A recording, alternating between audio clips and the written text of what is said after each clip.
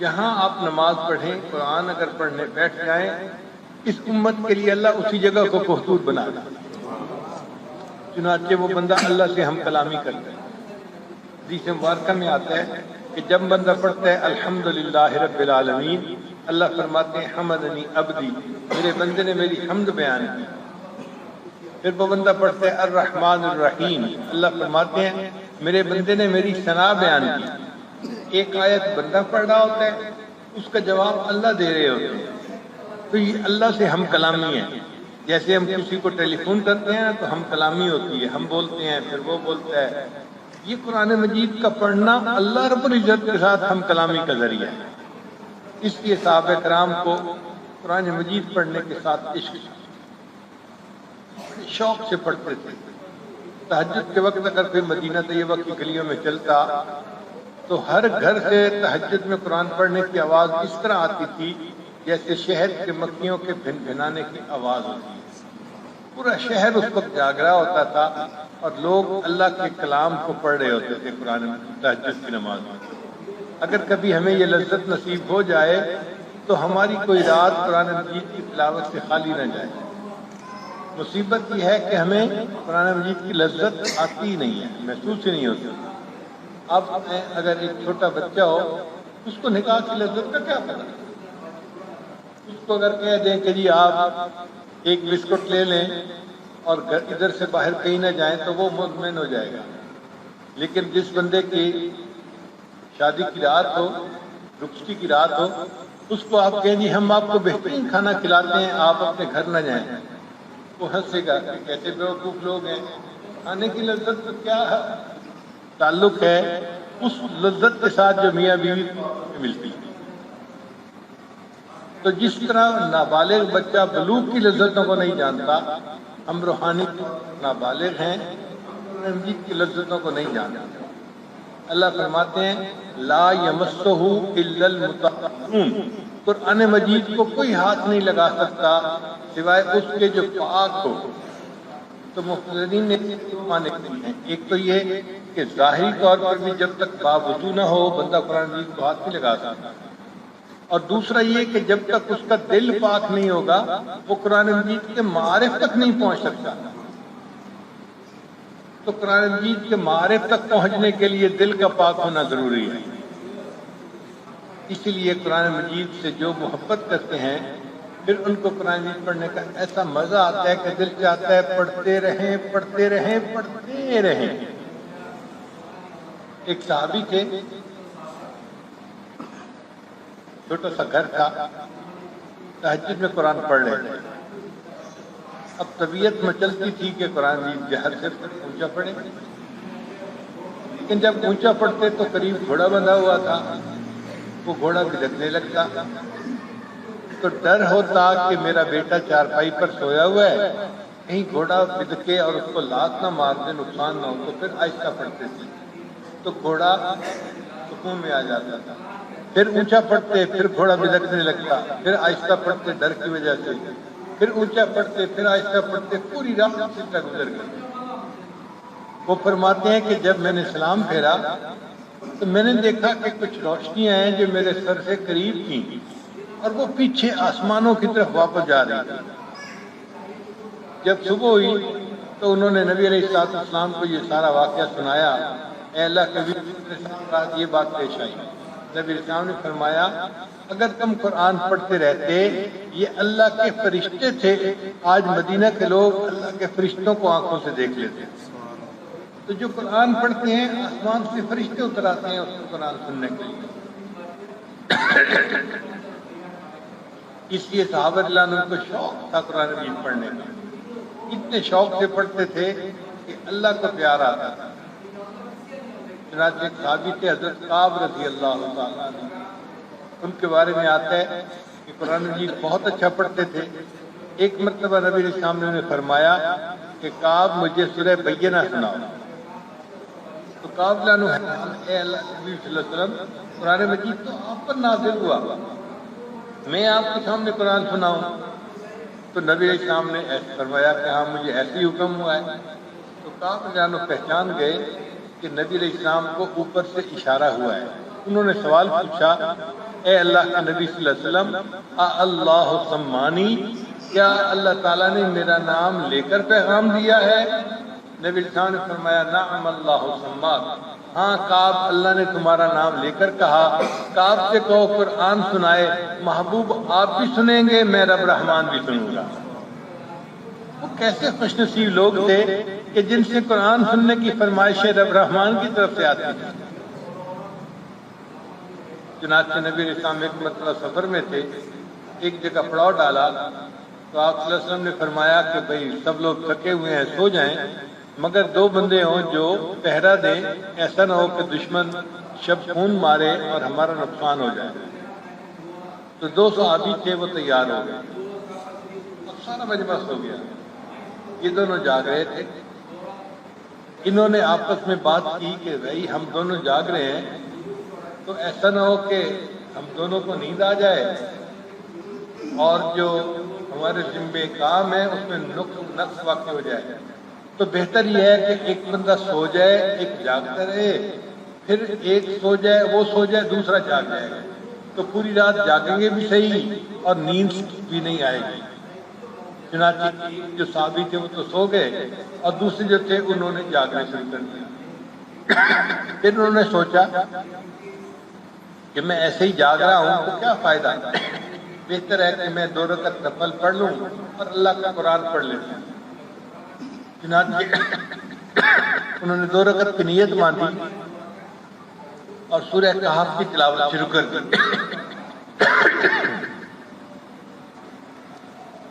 اب وہ سورہ کہف پڑھ رہے تھے، اللہ کی شان دیکھیں کہ دشمن قریب تھا، وہ آیا اور انہوں نے چاہا کہ ہم ان کے اوپر حملہ کریں اور سوئے ہوئے کو ہم قتل کر دیں، مگر ان کو محسوس ہوا، کچھ آواز محسوس ہوتی ہے اور ایک چٹان کے اوپر ایسے لگتا ہے جیسے کوئی مینارہ سا کھڑا ہے، اندھیرے کی وجہ سے یہ نہیں پتہ چل رہا تھا کہ یہ کوئی بندہ ہے یا کوئی اور چیز ہے، درخت ہے۔ انہوں نے کہا کہ اب کیا کریں؟ دونوں نے آپس میں مشورہ کیا، دشمنوں نے، کہ تیر مار کے دیکھتے ہیں، اگر تو بندہ ہوا تو حرکت کرے گا اور اگر درخت ہوا تو حرکت نہیں کرے گا۔ چنانچہ انہوں نے اندھیرے میں تیر مارا۔ اللہ کی شان دیکھیں کہ وہ تیر اس صحابی کو جسم میں لگا اور خون بہنے لگا۔ کانٹا چبھے تو خون بہتا ہے، تیر تو بہت گہرا لگتا ہے اور بہت زیادہ خون بہتا ہے، اور اس زمانے میں ابھی خون کے بہنے سے وضو ٹوٹنے کا مسئلہ واضح نہیں ہوا تھا، تو وہ صحابی قرآن پڑھتے رہے۔ تھوڑی دیر کے بعد دشمن نے دوسرا تیر مارا، وہ بھی ان کو لگا اور دوسری جگہ سے بھی خون بہنا شروع ہو گیا، وہ پھر بھی قرآن پڑھتے رہے۔ تھوڑی دیر بعد خیال آیا میرے جسم کی 2 جگہوں سے خون نکل رہا ہے، ایسا نہ ہو کہ زیادہ خون نکلنے کی وجہ سے میں بے ہوش ہو جاؤں تو میرا تو ساتھی بھی سویا ہوا ہے اور دشمن پھر سب کے اوپر حملہ کر دے گا، نقصان ہوگا، اور جو نبی علیہ السلام نے ڈیوٹی لگائی اس میں کوتاہی ہو جائے گی۔ تو انہوں نے جلدی سے سلام پھیرا اور اپنے ساتھی کو جگایا اور ساتھی کو جگاتے ہوئے عجیب الفاظ کہے کہ اگر مجھے فرض منصبی میں کوتاہی کا ڈر نہ ہوتا، میں تیروں پہ تیر تو کھاتا رہتا، سورہ کہف کو مکمل پڑھے بغیر سلام نہ پھیرتا۔ کتنا مزہ آتا ہوگا کہ میں تیروں پہ تیر کھاتا رہتا، سورہ کہف کو مکمل پڑھے بغیر سلام نہ پھیرتا۔ ایسا لطف آتا تھا، ایسا مزہ آتا تھا۔ کاش کہ اللہ کرے ہمیں بھی قرآن مجید کے پڑھنے میں ایسا ہی مزہ آئے۔ سچی بات یہ ہے، گرمی کے موسم میں ایک بندہ گھر میں آئے اور اس کو وائف آئس کریم دے دے تو وہ بندہ آئس کریم کے ایک ایک چمچ کو مزے لے لے کے کھا رہا ہوتا ہے۔ آئس کریم تو ویسے بھی اچھی لگتی ہے، لیکن گرمی کے موسم میں اگر دھوپ سے انسان آئے اور پھر آئس کریم ملے تو پھر مزہ کچھ اور ہی ہوتا ہے۔ تو جس طرح گرمی کے موسم میں آئس کریم کھانے کا مزہ ہوتا ہے، اللہ والے جب اللہ کا قرآن پڑھتے ہیں تو ہر آیت کے پڑھنے پہ ان کو ایسے ہی مزہ آ رہا ہوتا ہے، ہر آیت پہ مزہ آ رہا ہوتا ہے، ہر آیت پہ۔ اس لیے کئی مرتبہ پوری رات ایک آیت کو پڑھا کرتے تھے۔ ام المومنین سیدہ صدیقہ رضی اللہ تعالیٰ عنہ پوری رات یہ آیت پڑھتی رہیں وَبَدَا لَهُم مِّنَ اللَّهِ مَا لَمْ يَكُونُوا يَحْتَسِبُونَ۔ ایک مرتبہ نبی علیہ السلام پوری رات یہ آیت پڑھتے رہے ان تعذبہم فإنہم عبادک۔ اس آیت کو بار بار ریپیٹ کرتے رہے تو مزہ آتا تھا۔ جیسے آج بچے چنگم کھاتے ہیں نا تو ایک ہی چیز کو چباتے رہتے ہیں اور ان کو مزہ آ رہا ہوتا ہے، پوچھتے بھی ہیں بھائی اتنے گھنٹے ہو گئے تمہارا منہ ہل رہا ہے تو جی کیا کرے مزہ آ رہا ہے۔ ایسے ہی ان کو قرآن مجید کی ہر آیت کے پڑھنے کا مزہ آ رہا ہوتا تھا اور وہ اس کو انجوائے کر رہے ہوتے تھے۔ امام اعظم ابو حنیفہ رحمۃ اللہ کے بارے میں آتا ہے کہ عشاء کے وضو سے وہ فجر کی نماز پڑھا کرتے تھے، پوری رات اللہ کا قرآن تہجد میں پڑھا کرتے تھے۔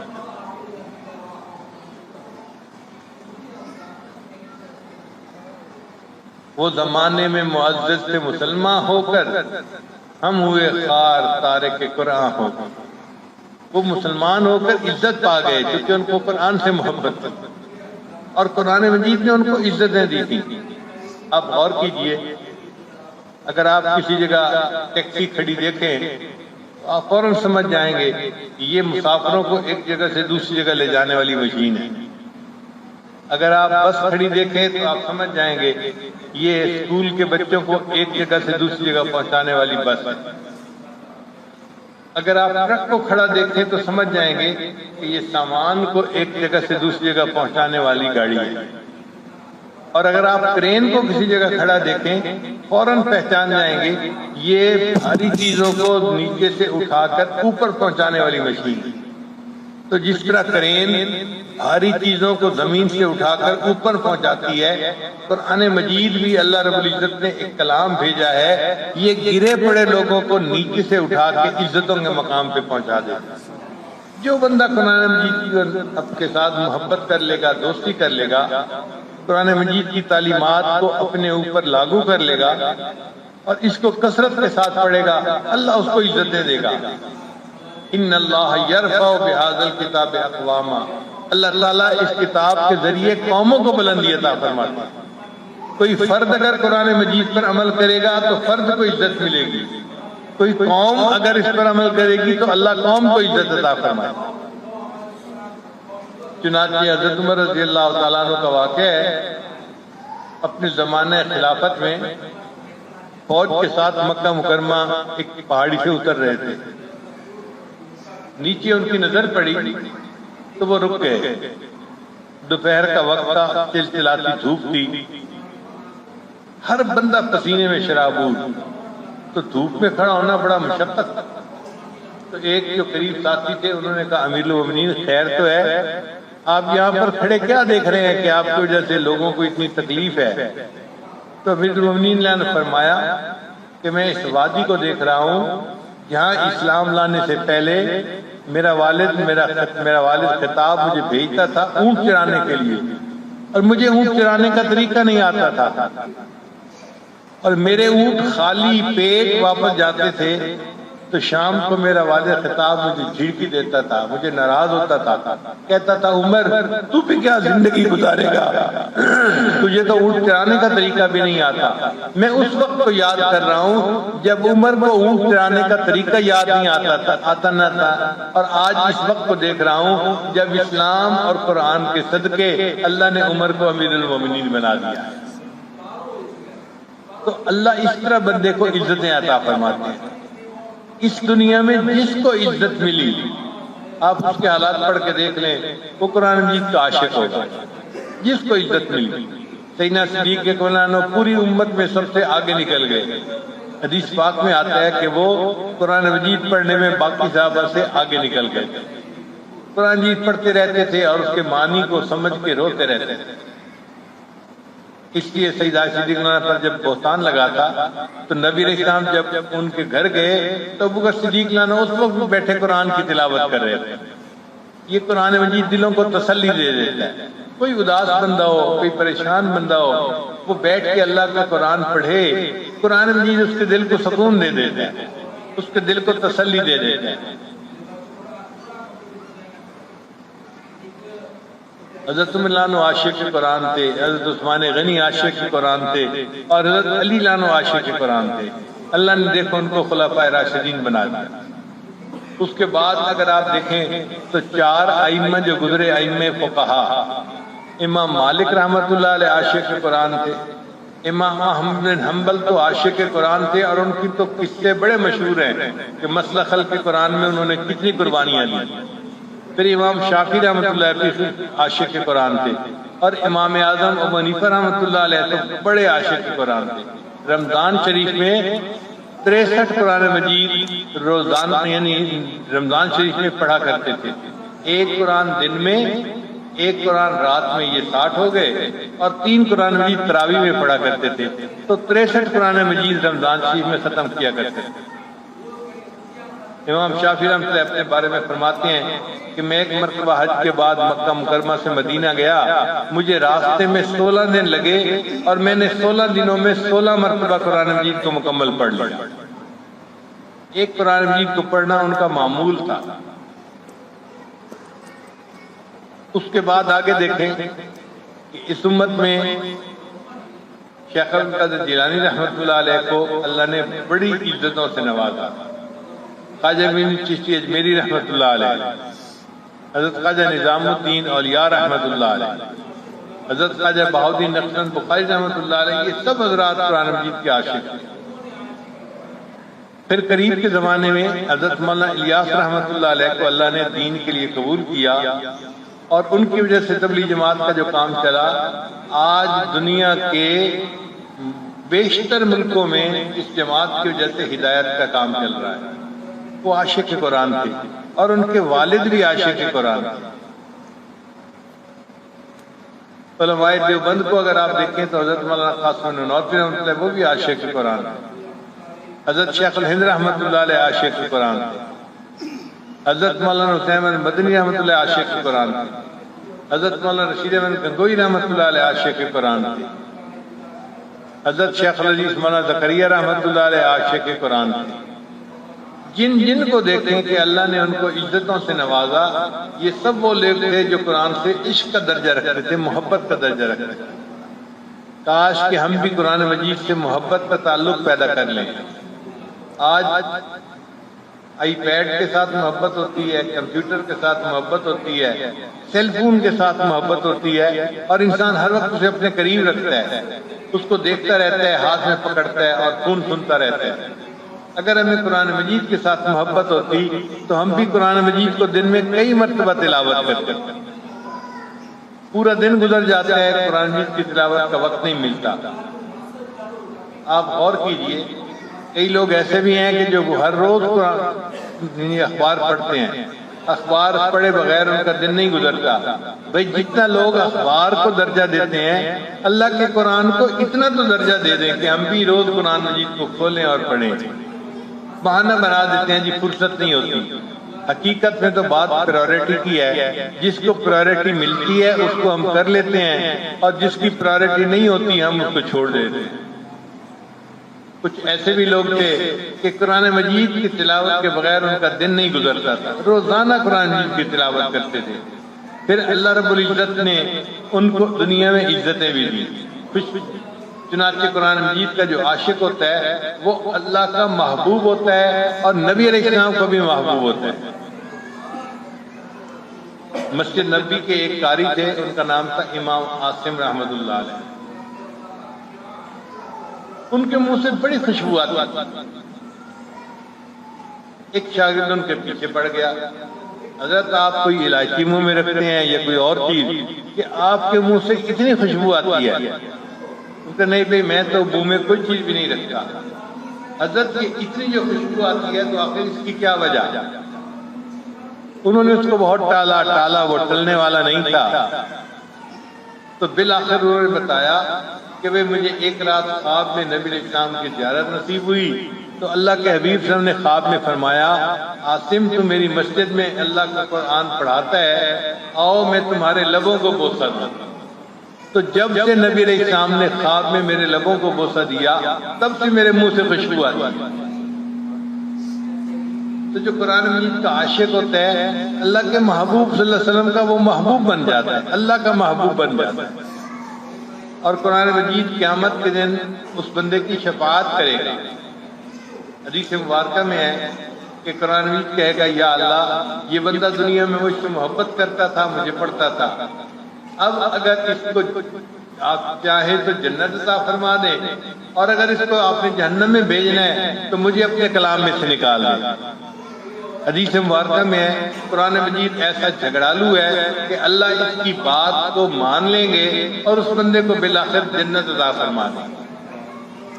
اور جس کے سینے میں قرآن ہوگا پھر اللہ تعالیٰ قیامت کے دن اس کی عزت افزائی فرمائیں گے، اس کو اللہ تعالیٰ ایسا تاج پہنائیں گے کہ اگر سورج کسی گھر میں آ جائے اس گھر میں اتنی روشنی نہیں ہوگی جتنا اس تاج کے اندر روشنی ہوگی، اور یہ تاج اللہ اس کے والدین کو پہنائیں گے۔ تو جب والدین کے تاج کی روشنی اتنی ہے تو خود حافظ قرآن کے تاج کی روشنی کتنی ہوگی۔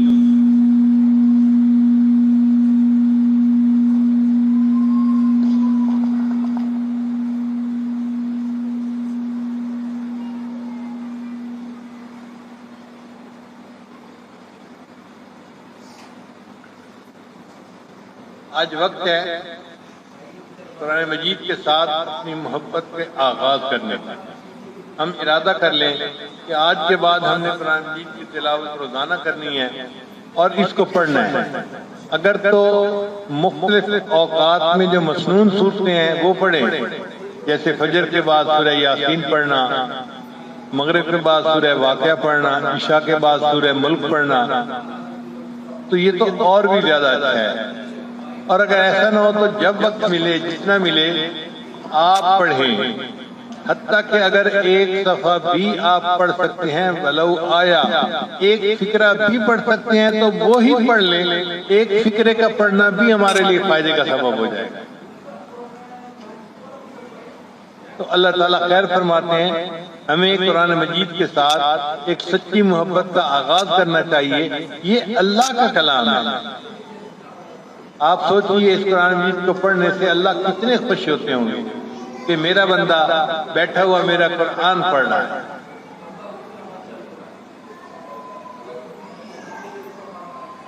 جیسے انسان کے جسم کے اندر روح ہوتی ہے نا تو روح زندہ ہوتا ہے، جسم زندہ ہوتا ہے، اگر روح نکل جائے تو جسم مردہ ہو جاتا ہے۔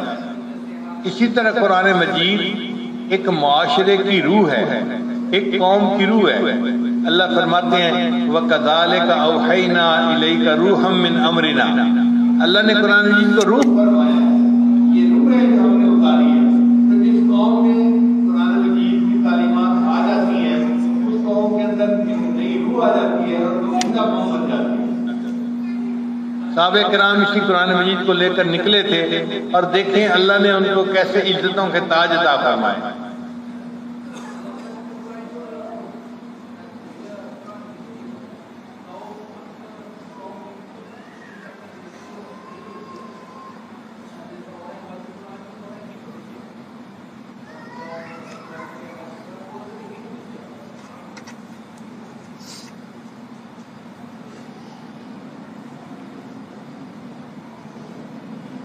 صحابہ کرام کے پاس کوئی خاص ایسی الگ چیز نہیں تھی، کوئی ہتھیار نہیں تھے، کوئی اوزار نہیں تھے، ان کے پاس اللہ کا قرآن تھا۔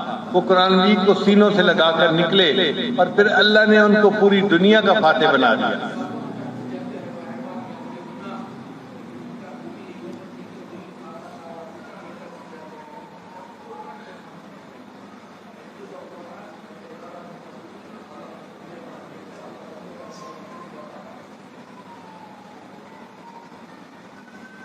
ہم بھی قرآن مجید سے محبت کریں تاکہ جب قیامت کے دن اللہ کے سامنے پیش ہوں اللہ ہم سے پوچھے میرے بندے کیا لائے تو ہم اتنا عرض کر سکیں اللہ تیرے کعبے کو جبینوں سے بسایا ہم نے، تیرے قرآن کو سینوں سے لگایا ہم نے۔ اللہ وہ وقت تھا کہ جب دنیا قرآن مجید سے ناآشنا تھی، بیگانہ بن کے زندگی گزار رہی تھی۔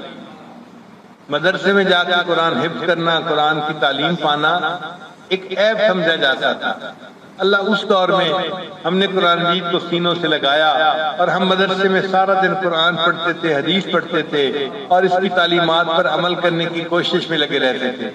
تو دیکھیے اللہ تعالیٰ اس قرآن مجید کی برکت سے قیامت کے دن ہمیں کامیاب فرما دے۔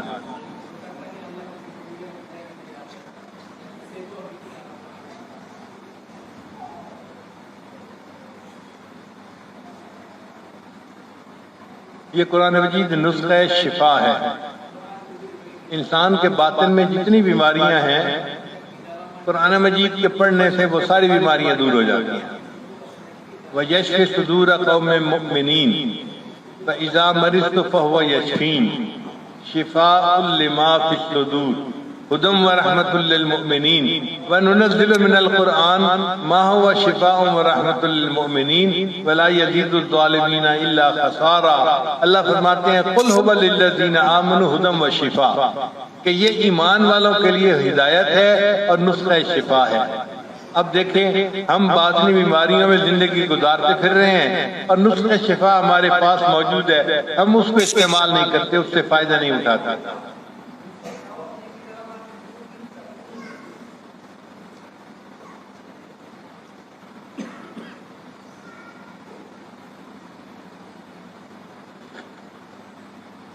دیکھیں کفر نے آج اتنی محنت کی کہ انہوں نے اپنے موبائل فون کو، کمپیوٹر کو، آئی پیڈ کو دنیا کے کونے کونے میں پہنچا دیا، ہر کچے اور پکے مکان میں پہنچا دیا۔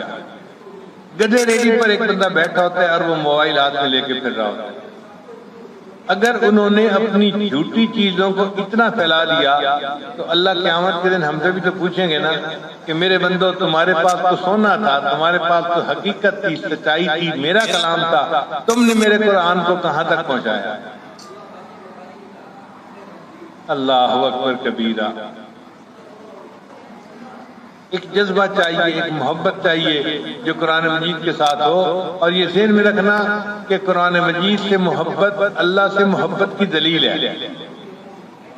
حضرت عثمان غنی اللہ عنہ فرمایا کرتے تھے لو طہرت قلوبکم ما شبعتم من کلام ربکم، اگر تمہارے دل پاک ہوتے تو قرآن مجید کے پڑھنے سے کبھی تمہارا دل نہ بھرتا، دل چاہتا اور پڑھوں اور پڑھوں۔ جیسے بچہ گیم کھیل رہا ہوتا ہے نا تو ماں باپ اس کو اٹھانے کی کوشش کرتے ہیں، امی ابھی آتا ہوں، امی ابھی آتا ہوں، آتا نہیں ہے، بیٹھا رہتا ہے، گھنٹوں بیٹھا رہتا ہے۔ ایسی محبت ہمیں قرآن مجید کے ساتھ ہو جائے کہ بیوی کہے کہ آ کے کھانا کھا لیں، ہم اس کو جواب دیں ابھی آتا ہوں اور پھر قرآن پڑھ لیں، پھر وہ کہے جی کہ دیر ہو گئی آ جائیں، ہم کہیں ابھی آتا ہوں اور بیٹھے قرآن پڑھ لیں۔ قرآن کی محبت ہمیں اپنے اندر مشغول کر لے اور ہمیں وہ نعمت مل جائے، وہ نور مل جائے جو قرآن مجید کے پڑھنے سے بندے کو ملتا ہے۔ دل منور ہوتا ہے اور گناہ دھل جاتے ہیں اور گناہوں کی ظلمت ختم ہو جاتی ہے۔ اس لیے اللہ تعالیٰ فرماتے ہیں فَذَكِّرْ بِالْقُرْآنِ مَن يَخَافُ وَعِيدِ، کہ جو میرے وعدے سے ڈرنے والا ہے ان کو آپ قرآن مجید پڑھ کے ڈرائیں۔ قرآن مجید دلوں پر اثر کرتا ہے۔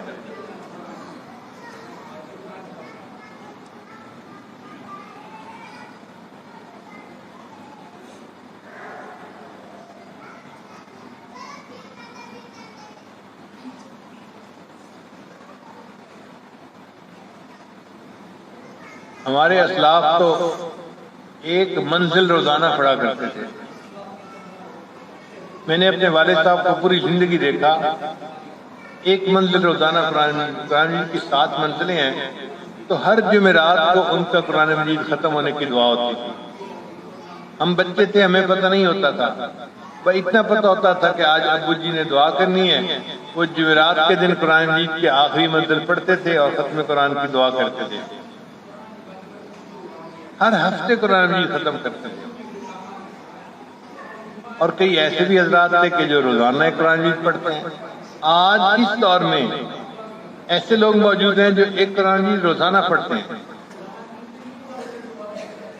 ہمارے اپنے تعلق والے لوگوں میں سے 4 خواتین حضرات ایسے ہیں جن کا معمول ہے روزانہ ایک قرآن مجید پڑھنے کا۔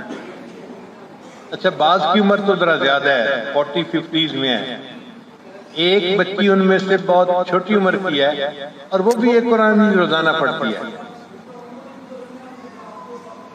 ہم ایک ملک میں گئے تو ایک صاحب نے ہمیں ناشتے کے لیے گھر آنے کی دعوت دی۔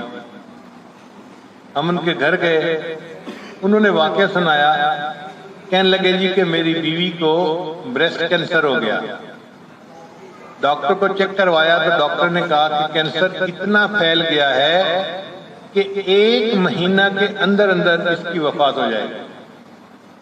اگر تم اس کی ڈیڈ باڈی ملک میں لے جانا چاہتے ہو تو ابھی لے جاؤ، زندہ لے جاؤ، ڈیڈ باڈی کو لے جانا مشکل ہوتا ہے۔ کہتے ہیں میں نے آ کے بیوی کو سارا بتا دیا کہ آپ کو کینسر ہے اور کینسر اتنا پھیل گیا ہے کہ 1 مہینے کے اندر اندر وفات ہو جائے گی۔ اس نے کہا میری فکر نہ کریں، آپ اپنی جاب کریں اور جب میری موت آ جائے تو مجھے یہیں دفن کر دینا، پیچھے ملک لے جانے کی ضرورت نہیں ہے۔ میں نے کہا تم کرو گی کیا؟